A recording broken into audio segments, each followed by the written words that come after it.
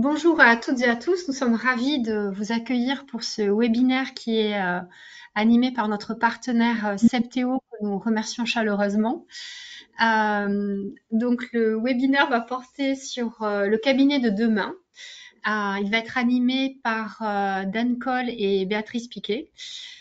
Voilà, si vous avez des questions au fil du temps, n'hésitez pas à les poser dans le chat. Et Dan et Béatrice se feront un plaisir de vous y répondre à la fin de cette formation. Je vous souhaite à tous un très bon webinaire et je passe la main de suite à Dan et Béatrice. Merci Merci. beaucoup Nathalie, merci à tous de Merci. participer à ce webinaire. On est ravis d'être en Occitanie aujourd'hui, qui est notre région non pas favorite mais de cœur, puisque le groupe Septéo est un groupe occitan. Donc on est ravis de pouvoir partager nos évolutions et ce que l'on voit aujourd'hui sur l'évolution du cabinet d'expertise comptable. Donc je suis pour ma part Béatrice Piquer, directrice générale de Septéo Solutions Experts Comptables. Pour ceux qui connaissent, c'est la solution Ingenio qui a été rachetée par le groupe Septéo en 2021 et qui est devenue l'entité juridique Septéo Solutions Experts Comptables, mais le nom de la solution reste Ingenio. J'ai rejoint pour ma part Septéo Solutions Experts Comptables en début d'année 2024 pour avoir le plaisir de vous accompagner sur votre transformation. Je découvre un marché chaleureux, en pleine mutation et en pleine transformation. Donc, c'est une opportunité de dingue qui s'offre non seulement aux entreprises, mais également aux experts comptables. Donc, on est ravis de partager avec Dan pendant ces 45 minutes qui suivent ce que l'on voit de l'évolution de votre marché. Bonjour, donc moi je suis Dan Cohn, comme vous le voyez, avec ma petite photo en anime, directeur de la prospective. Alors, on va parler du futur d'experts comptables, vu par des experts qui ne sont pas comptables, et donc du coup, nous ne sommes pas futurologues. Voilà, simplement, la prospective est un instrument stratégique au service des entreprises et du chef d'entreprise pour dégager des tendances, élaborer des scénarios, pour derrière activer des décisions de manière éclairée. Donc, on n'a pas de boule magique, mais on va essayer, d'après aujourd'hui, tous les indicateurs qu'on a pu croiser, corroborer, vous livrer et vous restituer une cartographie un peu des différents enjeux auxquels vous faites face. Exactement. On vous propose le programme suivant, donc une petite introduction rapide de ce webinaire et le contexte dans lequel se trouvent les cabinets d'expertise comptable aujourd'hui, mais poussés par la transformation et la réglementation sur la facturation électronique. On fera un petit tour d'horizon sur qui est Septéo, comment on s'intègre dans le groupe Septéo au sens large pour la partie Septéo expert comptable.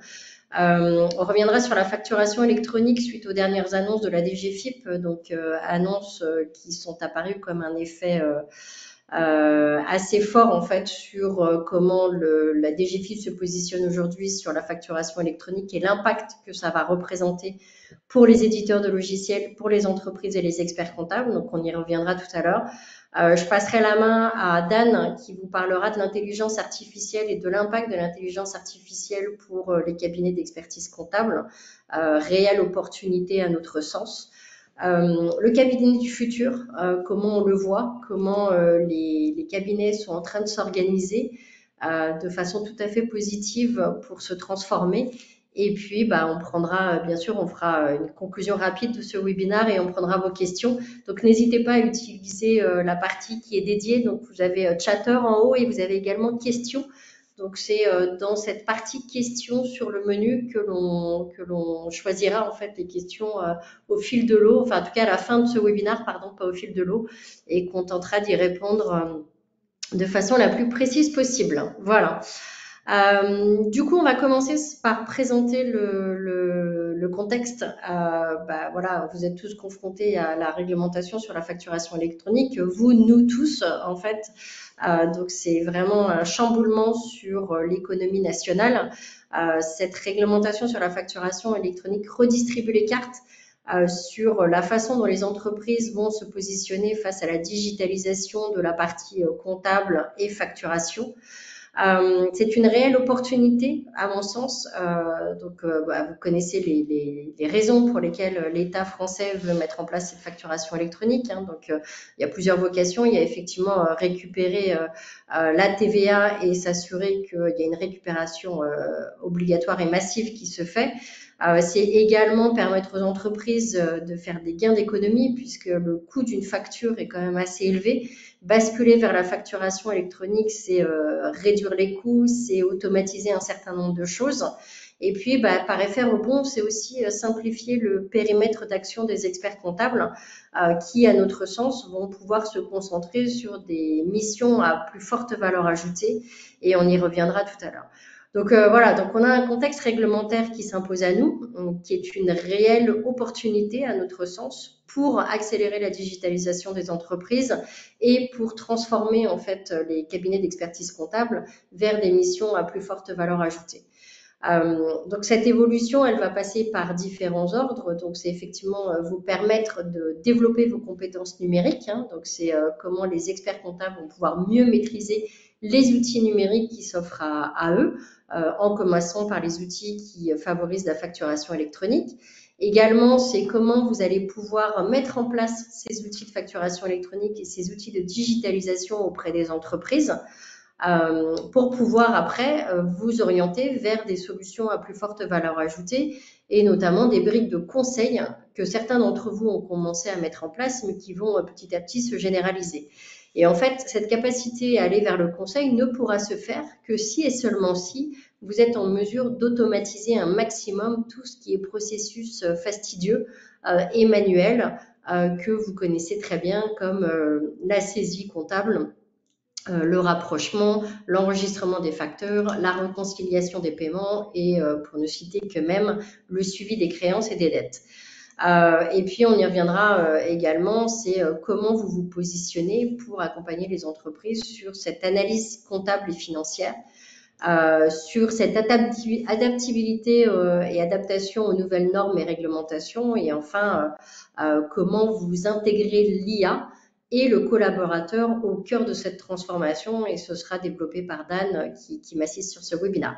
Donc voilà, petite introduction un peu costaud, mais juste pour résumer, donc on a un contexte réglementaire qui s'offre à nous. Je dis bien qui s'offre et qui ne s'impose pas, la nuance est tout à fait importante. Ça s'offre à nous comme une opportunité quand même extraordinaire pour transformer le rôle des experts comptables et pour accélérer la transformation des entreprises vers le digital. Si on passe rapidement sur qui nous sommes, parce que certains d'entre vous nous connaissent, mais d'autres un petit peu moins. Donc, nous avons la chance d'appartenir au groupe Septéo, qui est un groupe montpelliérain qui a été construit et créé en 2013, qui s'est spécialisé sur le développement de solutions logicielles métiers pour des verticaux très particuliers, qui sont les métiers du droit, les métiers réglementés, les métiers du chiffre, mais également de l'immobilier. Donc là, vous voyez les différents périmètres du groupe Septéo. Donc nous sommes sur le marché de l'hospitality avec tout ce qui est digitalisation des hôtels, campings, résidences de vacances. L'immobilier avec tout ce qui est digitalisation des agences immobilières, mais également de tout ce qui est comment ça s'appelle, syndic et autres organismes de mise à disposition locatif des biens immobiliers, les notaires bien sûr, mais également tout ce qui est profession du droit et du chiffre avec les directions juridiques, les avocats, les commissaires de justice et les experts comptables. Et enfin, la digitalisation des entreprises au travers des ressources humaines, puisque nous accompagnons de plus en plus d'entreprises sur la digitalisation des talents, la dématérialisation de la partie RH, mais également l'accompagnement sur la formation continue et les organismes de formation. Et puis des équipes transverses sur la cybersécurité, la relation client et également la digitalisation de l'accompagnement des clients. Donc voilà les différents métiers du groupe. Pardon Dan, vas-y. Non, juste pour rebondir en fait, parce que pour que vous le sachiez, en fait, on crée des synergies et des vases communicants entre nos différents métiers que nous adressons, ou des fois où une vraie connexité par rapport justement à ces marchés-là. Et en fait, l'avantage, c'est que vous bénéficiez des avancées technologiques et marchés qu'on met à disposition, vous voyez, de ces différents verticaux pour les adapter aussi auprès des experts comptables. C'est ça aussi la force justement peut-être de Septéo qui n'est pas forcément que monomarché. Exactement, tout à fait. Merci de l'avoir souligné. Donc, on représente 3000 collaborateurs, un petit peu plus maintenant, puisque ce chiffre date de fin 2023. Donc, au fur et à mesure que les mois avancent, le groupe continue à grandir. Nous sommes présents dans 7 pays et nous avons la chance d'être un groupe français qui développons en France avec des data centers en France, cybersécurisés en France, Signum Cloud. Et nous avons une représentation géographique assez puissante puisque nous sommes présents dans différentes villes de France au travers de nos différentes entités juridiques. Nous sommes présents également à l'international avec une forte présence en Espagne, en Belgique, au Canada et en Tunisie. Voilà, la dynamique de croissance du groupe est assez forte. Nous affichons une croissance rapide de 17% de notre ARR, donc revenu récurrent, et de 85% de récurrence de nos revenus. Donc c'est une croissance qui est assez rapide, poussée sur 2 actes, croissance organique bien sûr et croissance externe bien entendu.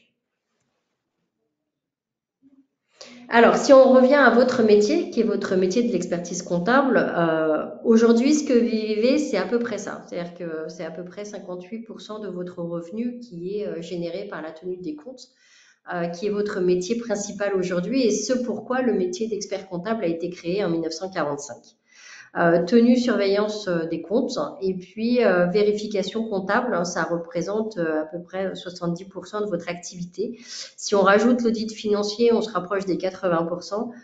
Puis ensuite, vous avez d'autres services comptables, le conseil fiscal et les autres activités juridiques et conseils informatiques qui, eux, ne représentent que 10% de votre revenu.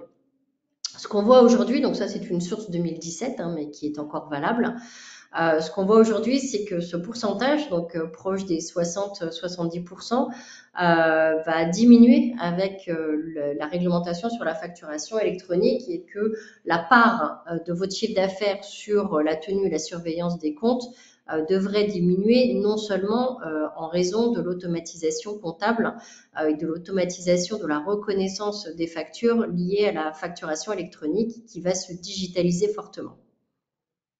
Donc la vraie question, c'est comment derrière en fait cette diminution de chiffre d'affaires, vous allez récupérer la capacité de pouvoir aller créer des nouveaux services. Donc la profession s'organise avec le programme Profession Comptable 2030.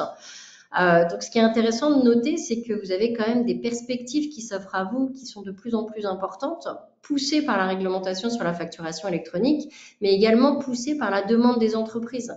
Les entreprises que l'on rencontre sont fortement demandeuses d'être accompagnées encore plus par les experts comptables sur différents métiers, sur le conseil financier stratégique, mais pas que, également le conseil en gestion, sur le pilotage de leur entreprise, sur la partie budget, trésorerie, forecast, sur la restructuration de leur entreprise pour aller supporter leur développement et leur croissance, sur le juridique, l'ARH, le fiscal et le social, et enfin sur d'autres périmètres d'expertise complémentaires à celle de l'expertise comptable. On pourra y revenir tout à l'heure, mais sur du conseil patrimonial par exemple, qui sont des demandes de la part des entreprises. Le vrai sujet pour vous aujourd'hui, c'est comment vous basculez d'uniquement tenue des comptes, pour certains d'entre vous, à un périmètre de conseil qui devient le conseil du quotidien pour les entreprises et du coup prendre une place assez forte dans l'accompagnement et la pérennité des entreprises et de l'économie nationale. Alors, tous ces sujets-là d'accompagnement sur les conseils ne peut se faire, bien sûr, qu'au travers d'outils digitaux.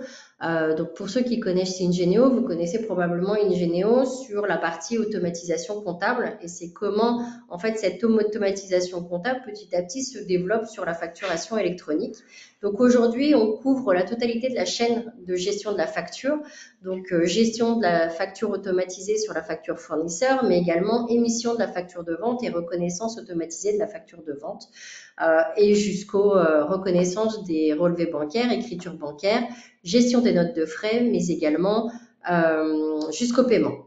Et donc, vous avez vu le dernier communiqué de presse annoncé par la DGFiP au 15 octobre. Aujourd'hui, toutes les entreprises se doivent de choisir leur PDP et de passer par une PDP pour être conforme à la facturation électronique. Donc, Ingeneo Ingeneo Groupe Septéo a reçu son immatriculation en tant que PDP par la DGFiP et vous permet du coup de vous accompagner sur la totalité des briques fonctionnelles liées à la reconnaissance comptable des pièces et des factures, donc facturation électronique, gestion comptable et financière, mais également cela va nous permettre de vous fournir des outils pour tout ce qui est analyse et optimisation financière et extra-financière.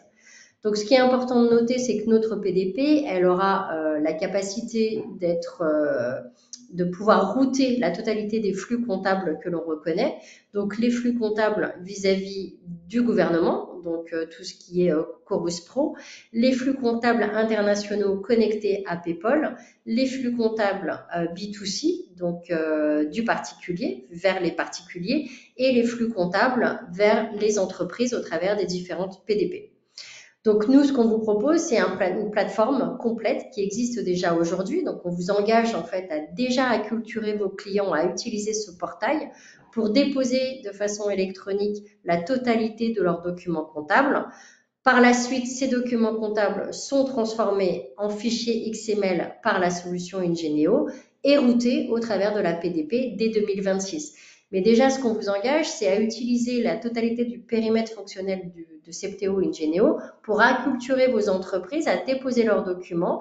Nous, on les reconnaît en automatique, on les impute en automatique, on leur donne l'accès à la mise en paiement et puis ensuite, on va router dès que les ouvertures de PDP se feront en 2026 pour que ce soit le plus transparent possible pour les entreprises que vous accompagnez. Il faut savoir aujourd'hui que plus de 60% des entreprises que l'on interroge sont favorables et demandent à ce que ce soit leur expert comptable qui les accompagne vers cette bascule à la facturation électronique. Donc, profitez-en pour les acculturer dès maintenant, donc entre fin 24 et septembre 2026, à basculer de façon le plus transparent possible vers la PDP et vers la digitalisation de la facturation électronique.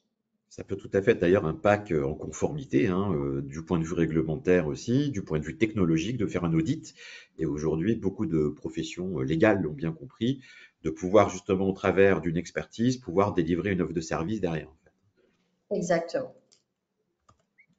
Hop, Donc, ça, si je passe à la slide oui, suivante, voilà. voilà le calendrier. Donc, aujourd'hui, on voit bien que les plateformes ont été immatriculées. Donc, il reste après toute la partie pilote qui a pris un petit peu de retard, mais qui devrait commencer prochainement, qui va permettre ensuite de basculer petit à petit. Donc, les entreprises ont déjà basculé, les entreprises de taille intermédiaire vont basculer en janvier 2025 sur cette obligation d'émission. Et puis, dès janvier 2026, ça va être l'obligation d'émission pour la totalité des entreprises, donc TPE, PME. Donc, on se rapproche en fait d'un calendrier qui s'accélère. L'objectif pour la DGFiP, c'est que toutes les entreprises aient basculé en 2026 sur cette obligation d'émission et de réception de factures électroniques. Alors, juste ça, c'est intéressant, c'est un exemple. Et d'ailleurs, je salue bien sûr aujourd'hui tout ce que réalise l'Ordre des experts comptables dans la production de documents pour bien expliquer les choses. Et pas que de documents, on va y revenir tout à l'heure.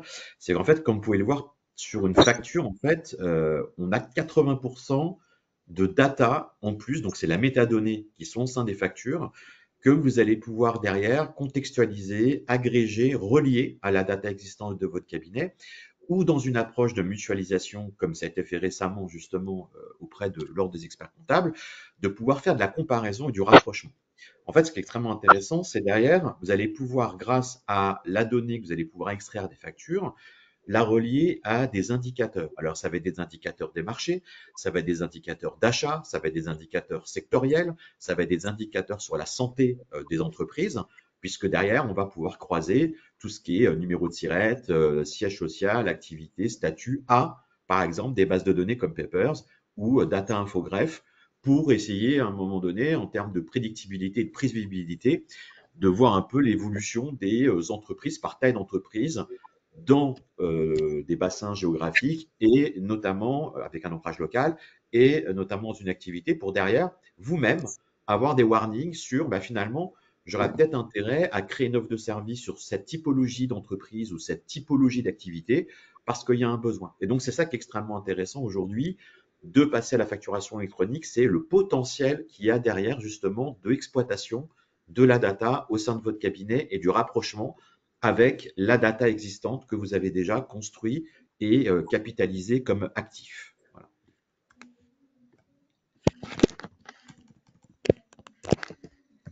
Alors, excusez-moi parce que…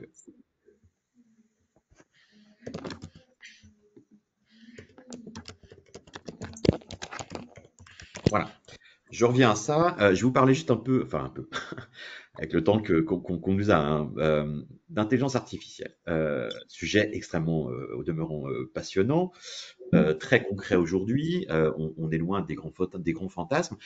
D'abord, je commence par cette image. Pourquoi cette image? Parce qu'elle est très parlante en fait. Et je la dois aussi à un avocat aussi assez disruptif qui s'appelle Abel Saber, en fait, cette image veut tout dire parce que si on prend par exemple une course de relais, et avec un passage derrière de témoins, on voit bien que de toute façon, faire la course contre l'intelligence artificielle, c'est une cause perdue en fait. Pourquoi? Parce que la temporalité aujourd'hui fait que l'accélération technologique va extrêmement vite et que aujourd'hui l'IA répond à des cas d'usage très concrets et que le marché est en train de se structurer avec plein d'acteurs et notamment avec une consolidation des acteurs et une concentration de marché des acteurs de l'IA aujourd'hui en France. Bon.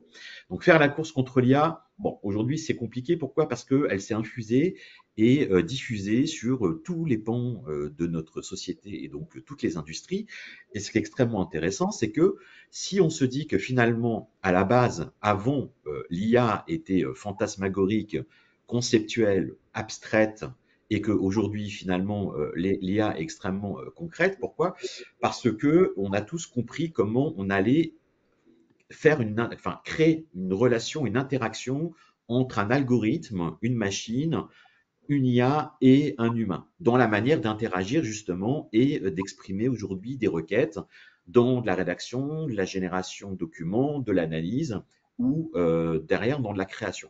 Et ce qui est intéressant, c'est de se dire, mais finalement, puisqu'aujourd'hui, on est dans une intelligence plurielle et que l'expert comptable a une intelligence financière, stratégique, économique, patrimoniale, sociale, bah finalement, l'IA va pouvoir à un moment donné être un relais sur des tâches et des opérations sur lesquelles finalement l'expert comptable, lui, va amener toutes ces valeurs-là, toute cette intelligence plurielle en laissant et en faisant ce passage de témoin à un moment donné dans une opération interne ou externe autour de l'IA. Et ça, c'est extrêmement intéressant parce que, vous voyez, comme cette image parle énormément. Juste pour corroborer mes propos, aujourd'hui, donc depuis 2022, l'IA, il n'y a rien de nouveau pour moi hein, en tant que prospectiviste. L'intelligence artificielle, pour moi, notamment l'intelligence artificielle générative, n'est qu'une branche hein, de l'intelligence artificielle qui existe aussi depuis 2017, avait été créé à l'époque par Google, mais qui avait décidé de le garder dans les labos. Et tout le monde, aujourd'hui, a découvert une technologie qui existe depuis 60 ans au travers de l'IA générative. Pourquoi? Parce que, en fait, c'est l'accessibilité, la manière d'interagir, son ergonomie, sa simplicité d'utilisation qui fait que tout le monde a compris, avec l'arrivée d'OpenIA et de ChatGPT en novembre 2022, en fait, l'usage de l'intelligence artificielle. Et c'est ça qui est extrêmement intéressant. Et en fait, finalement, il y a une excitation autour de l'intelligence artificielle et de l'IA générative parce qu'elles n'étaient pas adossées à des usages avec un bénéfice concret pour votre profession, par exemple. Or, à un moment donné, c'est comme toute nouveauté, ben, c'est très simple. On peut accueillir une technologie avec une réticence, avec une crainte, et finalement bah, s'apercevoir qu'il n'y a aucun bénéfice à l'usage, et au contraire, se dire qu'on est enthousiasme à l'arrivée d'une technologie, mais à l'usage en tant qu'expert comptable, on voit qu'il n'y a aucun apport. Or, il a fallu un peu de temps pour que ça se cale et qu'on trouve des usages très concrets auprès des experts comptables. Et nous, on a laissé un peu tous les acteurs de l'IA arriver sur le marché avec cette excitation qu'il y a eu.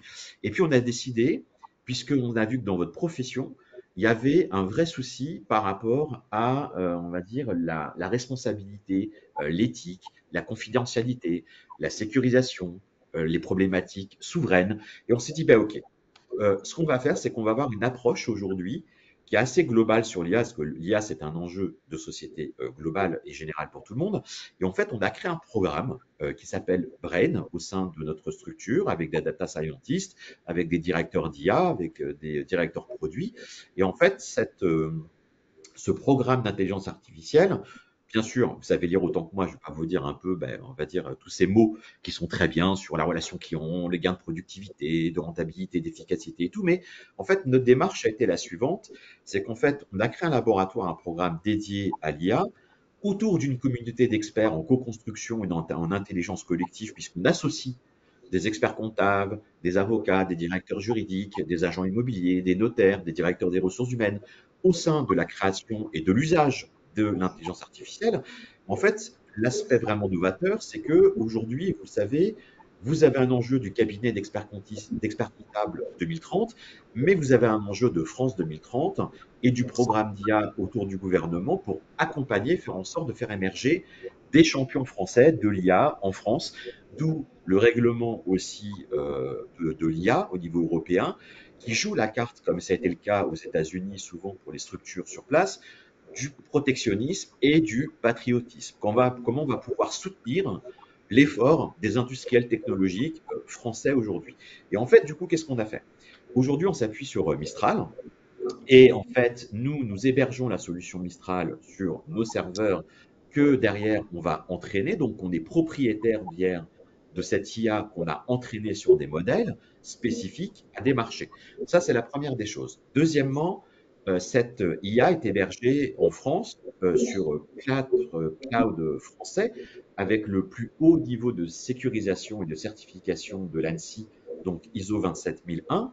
Et puis, derrière, nous, on s'est dit qu'on allait créer une charte éthique tout de suite avant qu'on nous impose une charte éthique, parce qu'aujourd'hui, les chartes éthiques et les certifications pullulent de partout. Et donc, du coup, on a créé une charte éthique, on a documenté notre programme, notre algorithme. Et en fait, ce qu'on fait derrière, c'est pour ça qu'elle est souveraine, on l'a sécurisée, notamment sur la confidentialité des données. C'est-à-dire que dès le départ, dans la conception de l'algorithme, en fait, on a fait en sorte de sécuriser ce qu'on appelle secure by design, c'est-à-dire en matière de privacy et de propriété aussi, on a fait en sorte de sécuriser donc les données par rapport aux gens. Mais la grande innovation, c'est qu'en fait, c'est une plateforme en self-service, c'est-à-dire qu'en gros, on va entraîner ces modèles pour faire en sorte qu'en matière de frugalité et en matière énergivore, qu'elle consomme très peu de ressources énergétiques. Pourquoi? Parce que derrière, elle est entraînée et nous, on la met à disposition comme une plateforme en self-service à différentes professions, le droit, le chiffre, l'immobilier, l'hôtellerie, la restauration, pour que chacun puisse l'adapter à des spécificités qu'ils adressent au sein de leur marché. Sur l'IA, en fait, parce que vous pensez peut-être, parce qu'on a peut-être en face de nous, là, aujourd'hui, des néophytes, des érudits, ou des gens qui ont une parfaite maîtrise de l'IA, il faut savoir que l'IA générative a un potentiel en matière fonctionnelle qui est énorme. En fait, beaucoup de gens pensent à tort que l'IA générative n'est simplement qu'un chat ou un agent conversationnel dans lequel on va faire ce qu'on appelle un prompt et exprimer une requête pour derrière avoir une réponse. Et en fait, c'est ça qui est intéressant, c'est que l'IA générative est multimodale, multitâche et multisectorielle. C'est-à-dire qu'en fait, elle va être capable, bien sûr, de pouvoir à un moment donné travailler sur de la reconnaissance vocale, sur de la synthèse, sur de l'écrit, sur de la vidéo, etc., etc. Et en fait, ce qu'on a fait nous, et vous allez voir, je vous montre, hein, là, vous avez vraiment, derrière, quand on enlève le capot, on ouvre le capot, voilà comment ça se passe chez nous, ou chez Mistral, ou peut-être chez ChatGPT, ou chez Claude, ou tous les acteurs aujourd'hui de l'IA. En fait, regardez, ça, c'est toutes les fonctionnalités qui sont permises aujourd'hui au travers de l'IA générative.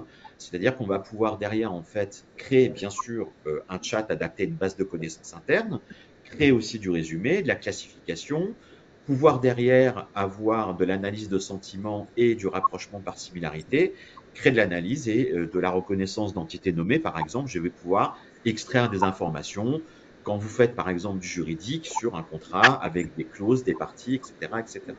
Et en fait, ce qui est intéressant, ça, c'est donc la partie donc immergée de l'iceberg de notre intelligence artificielle qu'on met aujourd'hui à disposition de Ingenio Septéo, enfin de Ingenio Expert Comptable au travers d'Ingenio et donc de Béatrice Piquic avec moi, c'est que les équipes de Béatrice vont adapter toutes ces fonctionnalités aujourd'hui propres aux besoins et aux usages aujourd'hui de l'expert comptable.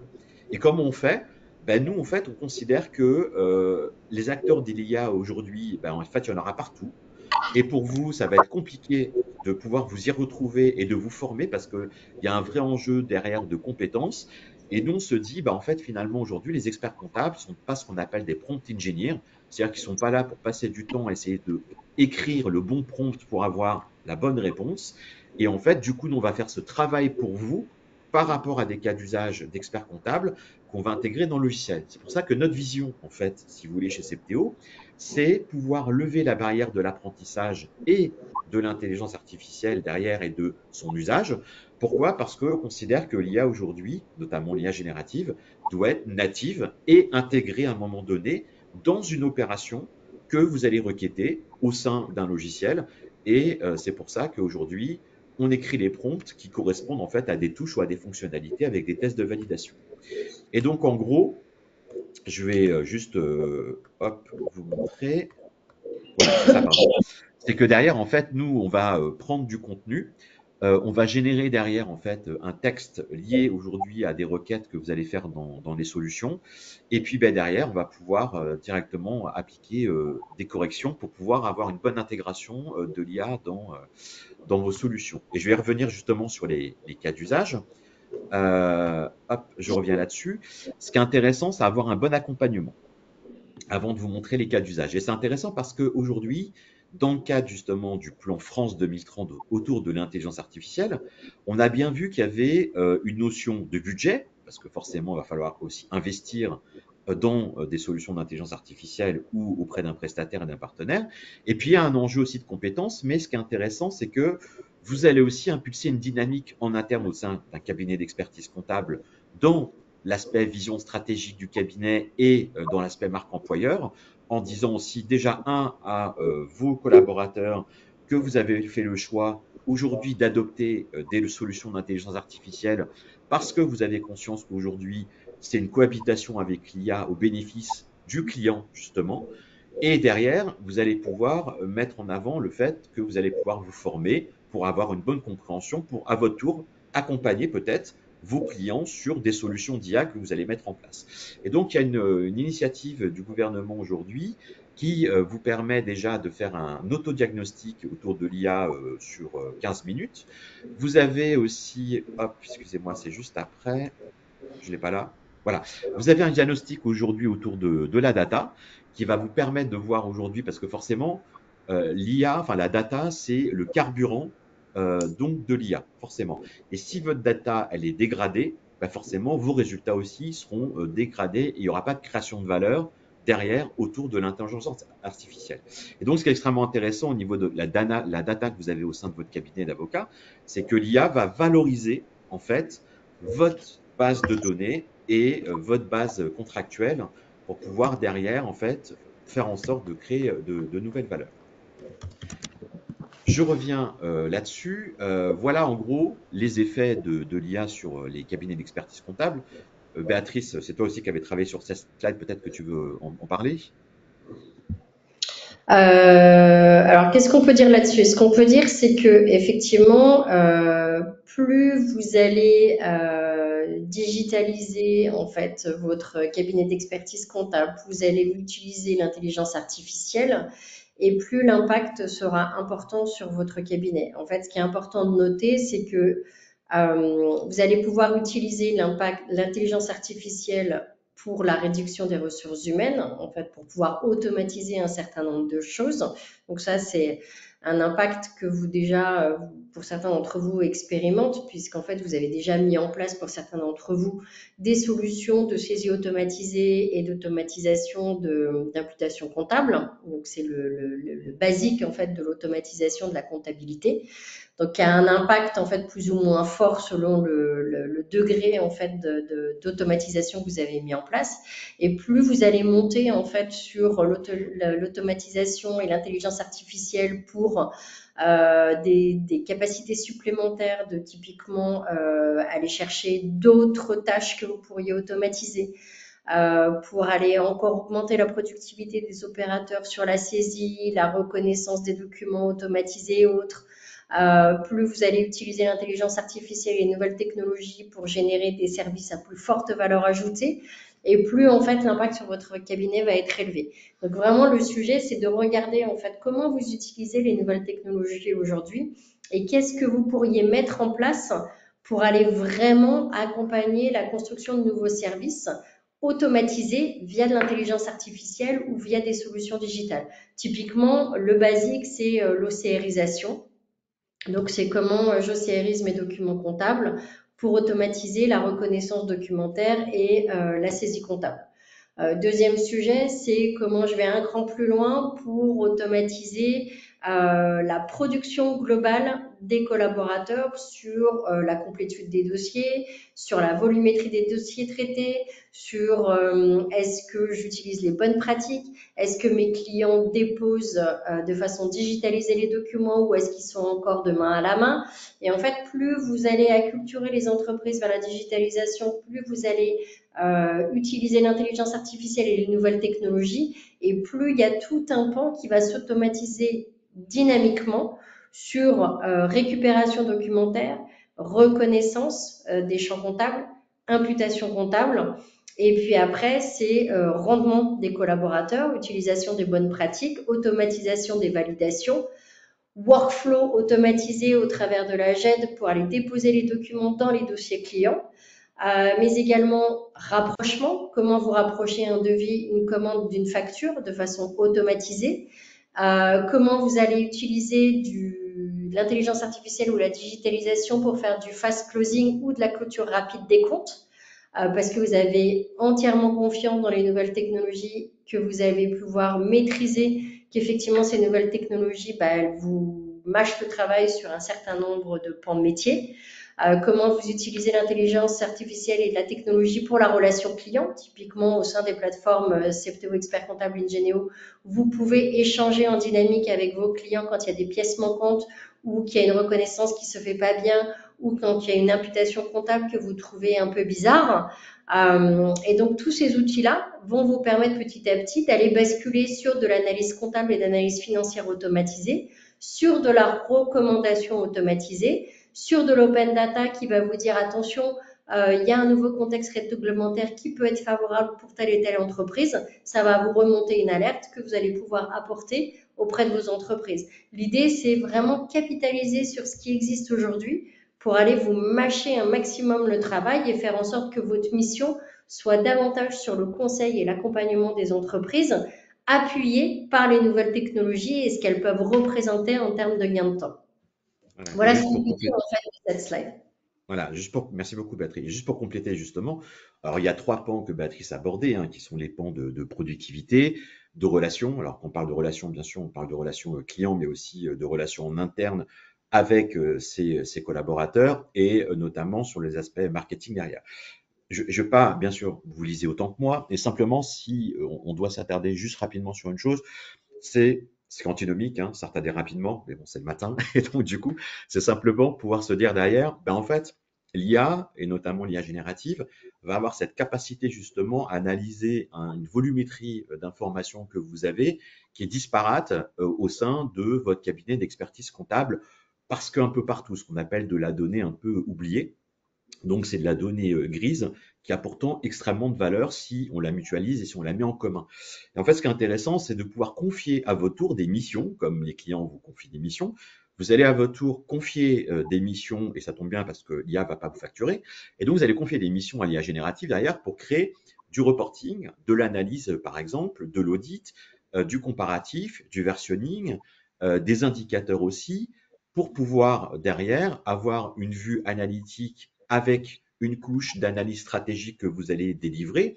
Et puis, vous allez peut-être avoir un partenaire parce qu'il se trouve qu'à un moment donné, une fois que vous n'êtes plus au sein de votre cabinet d'expertise comptable et que vous êtes dans un environnement extérieur, forcément, c'est là où finalement le cerveau met en place des idées et va faire appel de manière cognitive finalement à son intelligence intuitive et votre ressenti. C'est là où il y a des idées qui arrivent en fait. Et les idées, elles n'arrivent pas forcément quand vous êtes au cabinet parce que vous êtes dans un environnement dans lequel vous êtes concentrer aujourd'hui sur votre mission, votre tâche et votre travail. Et donc, du coup, vous allez pouvoir interroger une IA, comme justement un conseil ou un collaborateur, sur des idées de développement, sur une checklist, sur peut-être à un moment donné la publication automatique sur les réseaux sociaux, sur peut-être la création d'une newsletter. Donc, finalement, vous avez pas mal de choses que vous allez pouvoir faire à un moment donné, solliciter une IA pour faire en sorte que qu'il n'y ait pas une intrusion aussi dans votre vie privée, parce que vous allez vous remettre à travailler sur certaines choses. Voilà, ça c'est intéressant. Et puis si on fait un petit tour maintenant et qu'on s'intéresse sur cette fameuse data, évidemment, aujourd'hui, si on prend un client, on a de la donnée économique, on a de la donnée financière, on a de la donnée privée, on a de la donnée patrimoniale, on a de la donnée qu'on va pouvoir croiser avec de la donnée aujourd'hui en open source ou en open data ou de la donnée du gouvernement.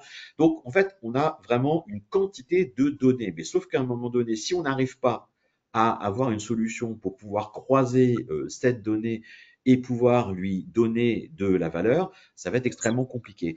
Et ce qui est intéressant, c'est de se dire, OK, finalement, je vais aller croiser ma donnée interne avec une donnée structurée normalement, puisque vous avez des solutions qui vont vous permettre justement aujourd'hui un réceptacle qui va pouvoir donner justement du sens à cette donnée, la croiser avec vos données extérieures, notamment de la donnée client ou de la donnée sur du paiement, ou peut-être sur de la donnée sociale croisée justement avec des indicateurs aujourd'hui du gouvernement. Et puis, c'est quoi derrière finalement les enjeux de croissance? C'est-à-dire que comment vous allez créer de la valeur derrière autour de la data? En fait, il y a plusieurs pans de missions qui vont s'offrir et s'ouvrir à vous.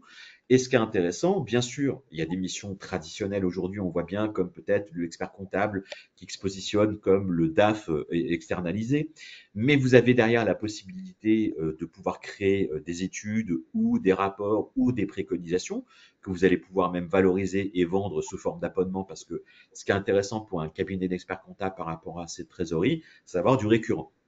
Et donc, finalement, la data, au travers peut-être aussi de l'IA, va vous permettre derrière d'avoir derrière du récurrent sur des missions ou des offres de services connexes à votre activité. Donc, par exemple, sur une étude de marché, l'IA se prête extrêmement bien dans les scénarios, dans les business plans. Sur les aspects DPO, par exemple, il y a de plus en plus aussi d'experts comptables qui font de la data prévention ou, suite au RGPD en termes de réglementation, accompagnent aujourd'hui des entreprises sur un audit et une cartographie de la data pour pouvoir derrière se positionner en DPO externalisé. Aujourd'hui, on parle beaucoup d'éthique et de compliance officer. Vous avez la possibilité aussi forcément de vous positionner sur cette mission externe. Donc, il y a tout un tas aujourd'hui de pans de missions que vous allez pouvoir développer grâce à la data. Et je tiens à saluer, et je vous le dis, c'est pas parce que vous êtes expert comptable que je vous dis ça par rapport à votre profession.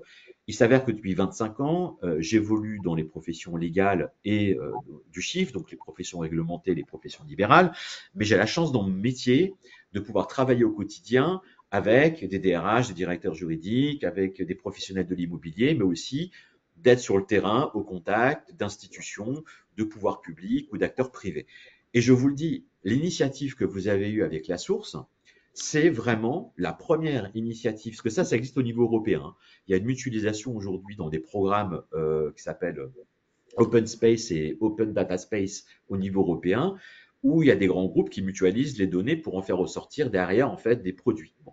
Mais vous êtes, et de manière anonymisée, pseudonymisée, et vous êtes la seule profession, si je compare peut-être avec d'autres professions réglementées, type avocat ou commissaire de justice au notaire, qui avait pris cette initiative et ce virage justement de data lake avec cette notion et cette approche de OK, en fait, ensemble, on est plus fort et donc on va mutualiser en fait la donnée que l'on a par rapport en effet à de la facturation ou à des liasses fiscales et tout, pour faire derrière du rapprochement et en mutualisant, on va avoir accès derrière à des outils, à des indicateurs, à des baromètres qui vont nous servir par rapport à notre ancrage local, par rapport aujourd'hui à notre positionnement marché et aujourd'hui par rapport aux clients qu'on adresse pour pouvoir avoir un meilleur éclairage et finalement peut-être créer des nouvelles offres de services. Donc peut-être que vous ne l'avez pas vu passer, parce que souvent on a la tête dans le guidon et qu'on n'a pas forcément toutes les informations émanant d'une instance ordinale, mais ça a été relayé aussi dans certaines revues de presse.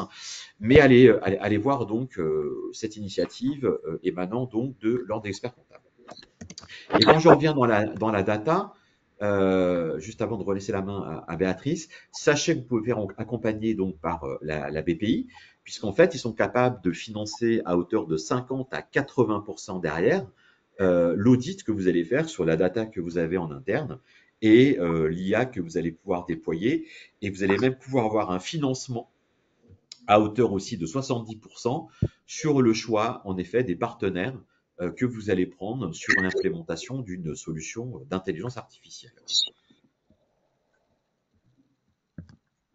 Alors, si je continue en fait dans ce qu'on peut vous présenter aujourd'hui, de ce que vous présente Dan, en fait, ce qu'on voit, c'est qu'il y a déjà un certain nombre de cabinets qui ont commencé à se mettre en marche. Et c'est notamment les gros cabinets d'expertise comptable. Donc, je pense que c'est intéressant de pouvoir regarder ce que les cabinets un peu plus avancés ont pu mettre en place et comment ils s'orientent vers ces nouvelles expertises et vers ces cabinets un peu pluridisciplinaires. Donc, on voit effectivement que les Big Five, en fait, sont déjà en train de se transformer. Donc, effectivement, ils ont leur cœur de métier, tout ce qui est lié à l'audit et à l'expertise comptable. Et puis, petit à petit, ils étendent leur périmètre vers du conseil. Donc, conseil pur en stratégie d'entreprise, conseil opérationnel, conseil immobilier, mais aussi conseil en technologie de l'information. Donc, sur tout ce qui est cybersécurité, big data, cloud computing, outsourcing. Donc, ils outsourcent en fait et ils traitent en fait des développements spécifiques pour certains autres cabinets ou pour des entreprises. Le conseil juridique, le droit, la fiscalité. Donc, comment ils accompagnent les entreprises sur leur statut juridique, sur leurs activités juridiques au sens large. Et puis, enfin, le conseil financier, conseil en cession, transmission, conseil en fusion-acquisition ou autre type de conseil financier. Donc, ce qui est intéressant de noter, c'est de dire, en fait, voilà, c'est exactement ce à quoi vous devez réfléchir. C'est en dehors de l'audit et de l'expertise comptable, c'est quelles seraient les typologies de conseils que vous pourriez mettre en place au sein de votre cabinet pour accompagner les typologies d'entreprises que vous accompagnez. Quelles sont les demandes de vos entrepreneurs? Est-ce qu'ils ont plus de demandes sur la partie conseil financier, analyse financière, analyse extra-financière? Est-ce qu'ils ont plus de besoins sur la partie conseil stratégique, accompagnement, structuration d'entreprise, ou est-ce qu'ils ont plus de besoins sur la partie conseil juridique? Et après, c'est de voir effectivement dans cette capacité de conseil que vous allez mettre en place, quels sont les outils dont vous avez besoin pour pouvoir le mettre en œuvre, quelles sont les associations partenariales que vous pouvez mettre en place et comment en fait à 2026, votre proposition de valeur va petit à petit s'orienter vers autre chose que de l'audit et de l'expertise comptable.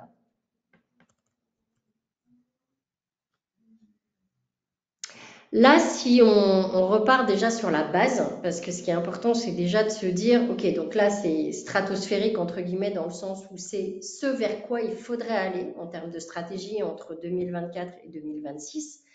Mais déjà, regardons la base. En fait, la base, c'est de se dire qu'aujourd'hui, il y a encore plus de 30% des entreprises ou 30% des entreprises qui déposent leurs documents comptables de main à la main ou par voie postale. Donc déjà, on se rend compte que effectivement, on peut parler d'IA, on peut parler d'un certain nombre d'évolutions technologiques, mais déjà rien que sur la base, on voit bien que les entreprises n'ont pas pris le pas de la digitalisation. Et donc, ne pas prendre le pas de la digitalisation, c'est une impossibilité sur l'automatisation comptable. Donc déjà, il y a un sujet de cet ordre-là, c'est comment on accompagne les entreprises à déposer au travers de Drive ou à déposer de façon digitalisée leurs documents comptables. Le deuxième sujet, c'est également le fait que 42% des entreprises transportent toujours leurs documents par email, donc transmission de main à la main, ça on l'a dit, mais également en fait n'ont pas basculé vers la digitalisation. Donc 41% des entreprises ne se sont pas vues proposer par leur expert comptable un moyen de faire autrement que de déposer leurs documents de la main à la main ou par voie postale ou par email. Donc on voit aussi qu'il y a côté entreprise une bascule à faire, mais également côté expert comptable, accompagner les entreprises à repenser la façon dont elles gèrent leurs documents comptables. Et donc rien que ça, donc déjà d'habituer vos entreprises à déposer leurs documents sur un portail au travers de connecteurs et de Drive, c'est déjà gagner un temps de dingue sur la récupération documentaire. Après, c'est l'automatisation comptable. Basculer sur l'automatisation comptable, ça a un impact sur plusieurs leviers. L'impact sur les coûts, parce que vous allez baisser vos coûts de production comptable. Le deuxième sujet, c'est un impact sur les prix, parce que vous allez pouvoir baisser vos prix, ou en tout cas faire en sorte que vos prix sur la production comptable diminuent pour aller chercher un peu plus de valeur sur la brique conseil. Un impact sur la marge, plus vous automatisez, plus vous augmentez votre marge. Un impact sur le temps, plus vous automatisez, plus vous gagnez du temps, plus vous pouvez délivrer des services à valeur ajoutée. Un impact sur l'expérience client, parce que franchement, c'est comme les notes de frais. Faire des notes de frais en version papier, récupérer, garder les pièces et vous les déposer et faire en sorte de les transcrire manuellement, ça ne fait sourire personne et c'est une perte de temps qui est juste considérable. Donc, digitaliser ces notes de frais, la récupération des relevés bancaires, les documents, pièces comptables, les factures, mais c'est déjà un gain de temps monstrueux que l'on peut offrir aux clients. Et pour vous également, parce qu'une fois que ces pièces sont digitalisées, vous les mettez sur le portail, vous les ossérisez ou vous les travaillez de façon intelligence artificielle pour reconnaissance automatique des éléments comptables essentiels et c'est imputé en temps réel en comptabilité. Pour peu que vous ayez le rapprochement automatisé entre devis, commande, facture et votre comptabilité des engagements se fait au fil de l'eau et à la fin de l'année, en fait, comptabilité des engagements, comptabilité de trésorerie, votre bilan est largement facilité.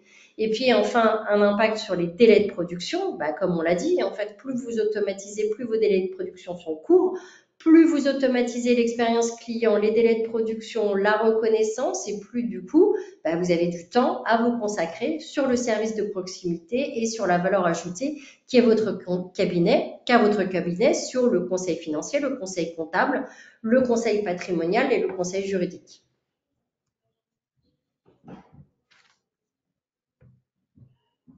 Tu veux que je continue encore là-dessus? Du coup, on voit... Non, mais on peut.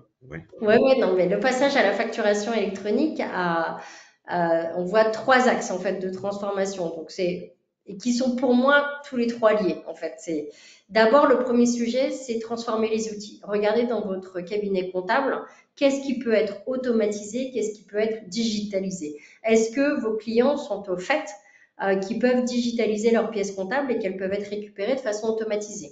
Est-ce que vous avez les moyens d'accompagner vers la transformation électronique, vers la facturation électronique, au travers d'un portail client qui vous permet de récupérer les documents comptables via plusieurs connecteurs, via plusieurs drives, de les imputer en comptabilité, d'échanger avec votre client sur la reconnaissance, l'imputation comptable et la récupération des pièces, et puis petit à petit de l'accompagner vers la facturation électronique. Donc ça, c'est ce qu'on appelle une stratégie défensive, mais mine de rien, rien que cette stratégie-là, il y a encore énormément de cabinets qui ne l'ont pas mise en place. La deuxième étape de la fusée, c'est changement de positionnement. Qu'est-ce que vous voulez offrir aux entreprises que vous accompagnez? Est-ce que vous êtes un généraliste ou est-ce que vous êtes un spécialiste? Si vous êtes un spécialiste, sur quel pan de conseil vous voulez vous spécialiser? Si vous êtes un généraliste, quelles sont les typologies de conseils que vous voulez raccrocher à vos stratégies existantes? Donc ça, c'est ce qu'on appelle une stratégie réactive, mais qui a du sens parce que, en fait, petit à petit, vous allez bouger le curseur de revenus que vous générez aujourd'hui sur la tenue des comptes vers des conseils à forte valeur ajoutée pour lesquels les entreprises sont prêtes à payer. Pourquoi elles sont prêtes à payer pour avoir ces nouveaux conseils? Parce que vous allez leur simplifier la vie sur la partie juridique, patrimoniale, financière.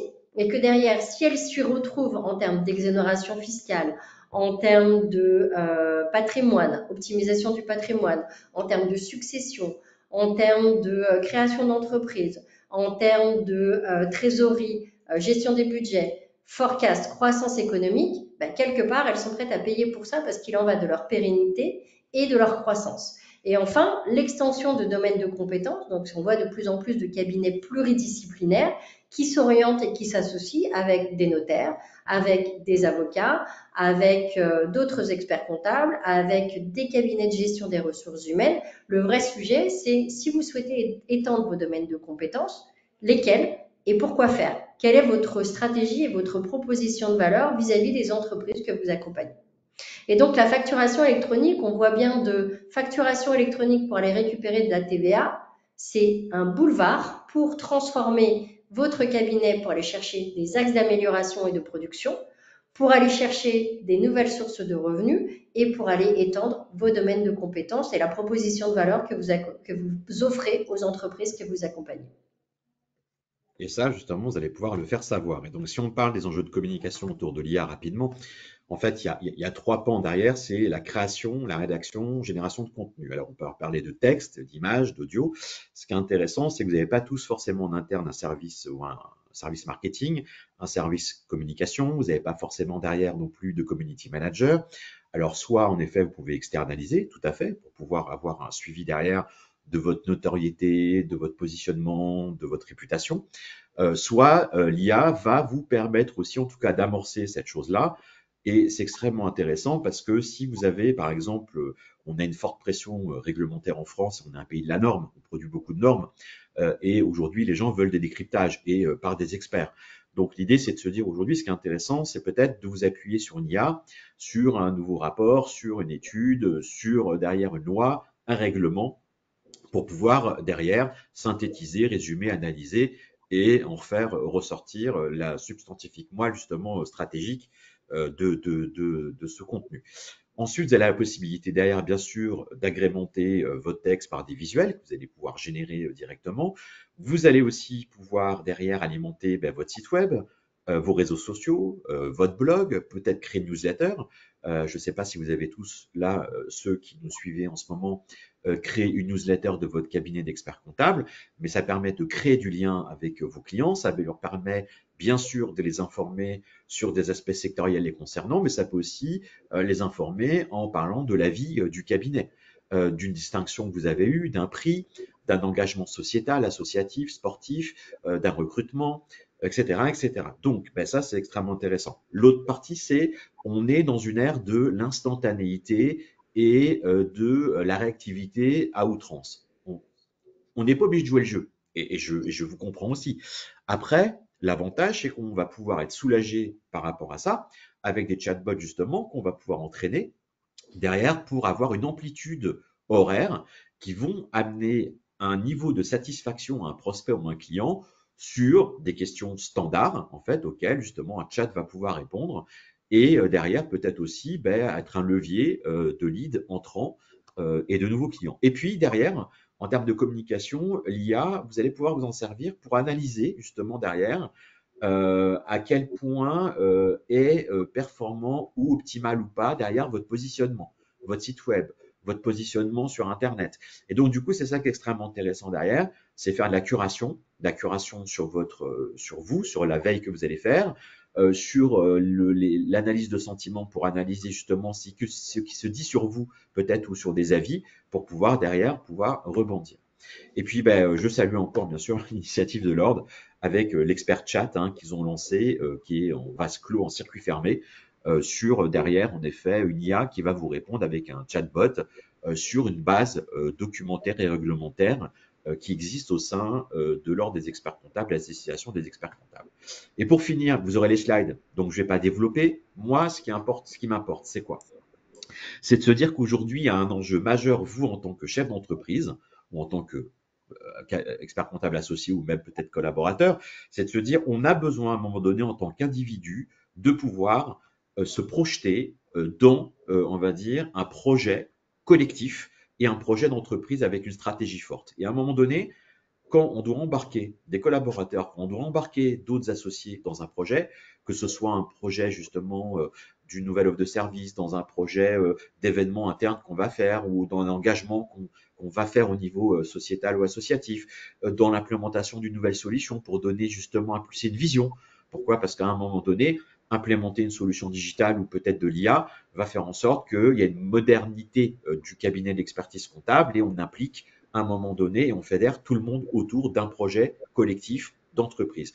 Et ce qui est intéressant, c'est de se dire que beaucoup d'experts comptables aujourd'hui me disent que ils n'arrivent pas à recruter des bons collaborateurs ou qu'il y a une déperdition des bons collaborateurs et qu'aujourd'hui, ils n'arrivent pas à s'aligner avec les nouvelles aspirations de la génération qui arrive, etc., etc. Or, on peut aussi dire à des collaborateurs qui n'arrivent pas à trouver des bons associés. À un moment donné, c'est une question de matching. Donc, pour ce faire, il y a plusieurs, pour moi, et un indicateur qui est essentiel. On parle beaucoup, vous savez, de KPI, enfin, d'indicateurs clés de performance. Et en fait, n'oublions pas ces indicateurs-là. C'est-à-dire, gardons les gens informés, gardons les gens aujourd'hui engagés, gardons les gens, hop, excusez-moi, je ne vois pas, intéressés, et inspirons plutôt les gens en interne. Et pour moi, ça, c'est les vrais indicateurs. Pourquoi? Parce que ce sont les collaborateurs aujourd'hui, ce sont les équipes du cabinet d'avocats, c'est la stagiaire, c'est la secrétaire, c'est l'assistante, et le client aussi, qui vont aujourd'hui créer une chaîne de valeur et qui vont amener de la richesse et des ressources au sein de votre cabinet d'expertise comptable. Vous avez une intelligence collective, profitez-en, capitalisez dessus, parce que ça fait partie aussi du capital immatériel, et faites en sorte justement d'impliquer tout le monde dans les projets. Et pour ça, il y a une chose qui est essentielle, c'est aujourd'hui, par rapport à mon positionnement, par rapport à mon recrutement, par rapport à un déploiement de solutions au sein du cabinet d'experts comptables, pardon, par rapport à ma communication, par rapport à mon image, est-ce que j'ai, les ressources et les bonnes personnes, et deux, est-ce que j'ai les compétences? Est-ce qu'il faut que j'aille les chercher? Ou finalement, derrière cette gestion des talents, je peux révéler un talent interne pour le faire progresser, lui donner plus d'autonomie et de responsabilité. Et pour ça, on a donc la démarche GPEC, qui est la gestion prévisionnelle des expertises et donc des emplois et des compétences. Donc pour vous dire, finalement, est-ce que j'ai les personnes, est-ce que j'ai les people, est-ce que j'ai pas les people? Et comment du coup je vais mettre en place et impulser peut-être une vision stratégique dans laquelle je vais embarquer tout le monde, et sur la rémunération, et sur la carrière, et notamment sur l'équilibre vie perso et vie pro. Voilà. Donc pour moi, ça c'est essentiel. On n'avait que 45 minutes ou 50 minutes. Vous comprenez que l'ambition de pouvoir couvrir sur le futur du cabinet d'expertise comptable tous les pans, c'était compliqué. Vous allez voir le support, hein, bien sûr. On a déjà répondu à certaines questions, hein, dans le chat, n'hésitez pas. Je laisse Béatrice reprendre la main. Je voulais juste rebondir en fait sur la dernière partie sur les ressources humaines. C'est fondamental en fait. On voit aujourd'hui que l'expert comptable est au milieu d'une transformation et qui doit accompagner d'un côté les collaborateurs à se transformer et à anticiper la digitalisation aussi. Et de l'autre côté, en fait, on a des entreprises qui sont encore à des années-lumière de pouvoir identifier la façon dont elles vont basculer sur la facturation électronique.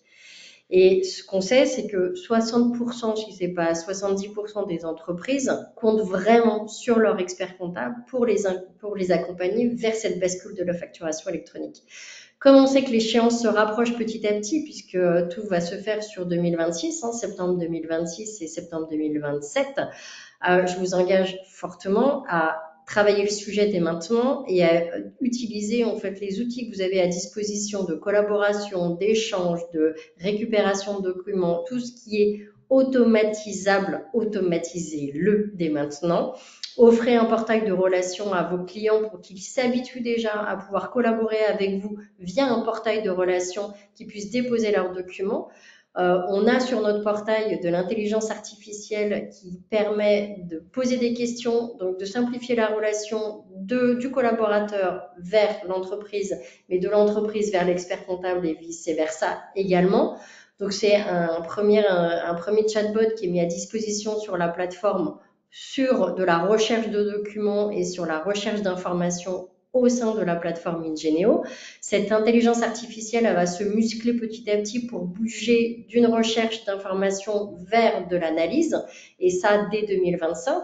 Donc pareil, en fait, encore une fois, tout ça, vous avez tous les outils dans les mains. Donc profitez-en pour petit à petit accompagner vos entreprises à déjà utiliser les outils que vous avez. Parce qu'on sait qu'aujourd'hui, il y a encore énormément d'entreprises qui n'utilisent pas le dépôt automatisé de documents. On a encore beaucoup d'experts comptables qui ne proposent pas cette possibilité aux entreprises. Et les entreprises sont dans l'attente parce qu'elles savent qu'elles doivent y aller. Elles ont une obligation qui se rapproche et elles comptent sur les experts comptables pour les accompagner là-dessus. Une fois que vous aurez fait ça, après, vous pourrez basculer sur de l'intelligence artificielle, sur de l'analyse, du conseil multisectoriel. Donc, votre enjeu, en fait, là, maintenant, entre maintenant et fin 2025, c'est acculturer vos collaborateurs de leur dire, n'ayez pas peur, votre métier, il n'est pas en train de disparaître, il est juste en train d'évoluer. Et franchement, entre faire de la saisie comptable et apporter un conseil à valeur ajoutée à une entreprise, je pense que vos collaborateurs seront d'accord pour dire que c'est quand même vachement plus valorisant de pouvoir les accompagner, d'accompagner les entreprises sur leur pérennité financière, les risques identifiés ou éventuellement les problèmes de récupération de TVA, le trop perçu, le trop payé, ce genre de choses, que de faire de la saisie comptable. Donc ça, c'est un accompagnement aussi des collaborateurs, d'où la gestion des ressources humaines, d'où la GPEC, pour justement pouvoir identifier quels sont les collaborateurs et comment vous pouvez les accompagner au mieux vers cette prise en main de la facturation électronique et la digitalisation. Et je rebondis, on s'excuse, on digresse, on sort un peu, parce que Béatrice me relance aussi, elle a entièrement raison. Voyez en effet plus vos collaborateurs comme des chefs de projet, parce que peut-être qu'eux, ils ont de la pointance sur du marketing et de la com. Peut-être qu'il y en a un qui a de la pointance sur de la technologie. Peut-être qu'il y en a un qui a de la pointance plus sur justement du développement commercial. Donc, ce qui est intéressant, il y a tellement d'enjeux que vous n'allez pas pouvoir tous les adresser. Donc, priorisez à un moment donné peut-être les enjeux, vous, aujourd'hui, en vous posant dans une démarche non pas que prospective mais introspective, sur finalement quelles sont vos priorités. Est-ce que c'est la sécurisation, la cybersécurité aujourd'hui de vos données? Est-ce que c'est aller vers des solutions d'IA, mais comme dit Béatrice, est-ce qu'aujourd'hui, parce que c'est par itération et de manière scalable, est-ce qu'aujourd'hui, vous avez déjà fait toutes les étapes avant en termes d'outils, numérisation, de culture, pour pouvoir intégrer l'IA? On ne va pas aller faire une piste noire directe alors qu'on n'a pas commencé par la piste bleue, verte, non? Je ne me rappelle plus. Ça, Bon, bleu. bleu. Donc, du coup, à un moment donné, brûlons pas les étapes, priorisons, regardons les opportunités qui s'offrent à nous, appuyons-nous sur aujourd'hui des ressources humaines qui ont de la valeur pour votre cabinet d'expertise comptable, pour votre entreprise et pour vos clients. Voilà. Donc ça, c'est aussi vraiment, elle a entièrement raison, c'est extrêmement intéressant de s'appuyer sur ces ressources-là et pour, en effet, avancer C'est sereinement. ça. Et donc j'aime bien le slide, je me souviens plus quel slide c'était, mais automatiser, automatiser, automatiser, tout ce qui est automatisable. Utilisez les outils qui sont à votre disposition pour accompagner les entreprises vers la digitalisation. Deux, repensez à votre stratégie, comment vous pouvez utiliser l'intelligence artificielle. L'intelligence artificielle, elle est déjà native dans la solution Ingenio et elle le sera de plus en plus. Il y a Estelle Michelson qui pose pas mal de questions sur le chat, là, sur les récupérations de subventions, services infographes et autres. Aujourd'hui, c'est un système fermé, l'intelligence artificielle, dans le sens où on va les puiser dans l'information qui est dans votre cabinet ou dans le dossier comptable. Mais demain, effectivement, on est en train de regarder pour s'open dataiser et pour aller chercher effectivement de l'information sur la DGFiP ou sur les autres acteurs de l'État. Et ça, petit à petit, entre 2025 et 2026, l'intelligence artificielle va vous aider aussi à aller basculer vers un accompagnement beaucoup plus important et beaucoup plus automatisé que celui que vous avez aujourd'hui. On a largement débordé, mais c'est tellement passionnant qu'avec Dan, du coup, on ne se lasse pas de pouvoir passer des heures et des heures à expliquer le sujet. Un grand merci pour votre participation assidue. Avec grand plaisir pour échanger quand vous le souhaitez à l'issue de ce webinaire. Donc, vous pouvez nous contacter sur le site septeo.com ou ingenio.eu. On se tient à votre disposition pour échanger avec vous. N'hésitez pas à nous suivre aussi sur les réseaux sociaux. On est assez présent. Et du coup, on aime bien échanger avec vous sur vos préoccupations. On assiste à beaucoup d'événements aussi du CROEC. Donc, venez nous voir, échangeons ensemble, partageons. Vous avez une chance inouïe de pouvoir vivre cette transformation. C'est rare, en fait, dans des professions telles que les vôtres. Ça n'a pas existé depuis, ça n'existe pas, ça n'a pas existé depuis 1945. Donc, on est vraiment, vraiment ravis de pouvoir assister à cette transformation. Et votre métier est en train de changer pour le meilleur et c'est vraiment super. Profitez-en. Voilà. Un grand merci à tous. Très bonne fin de semaine. Merci Dan pour cet échange. Béatrice. Et puis à très vite sur nos chaînes, nos réseaux sociaux, sur notre web ou par téléphone. Merci beaucoup. Et à demain. C'est ça.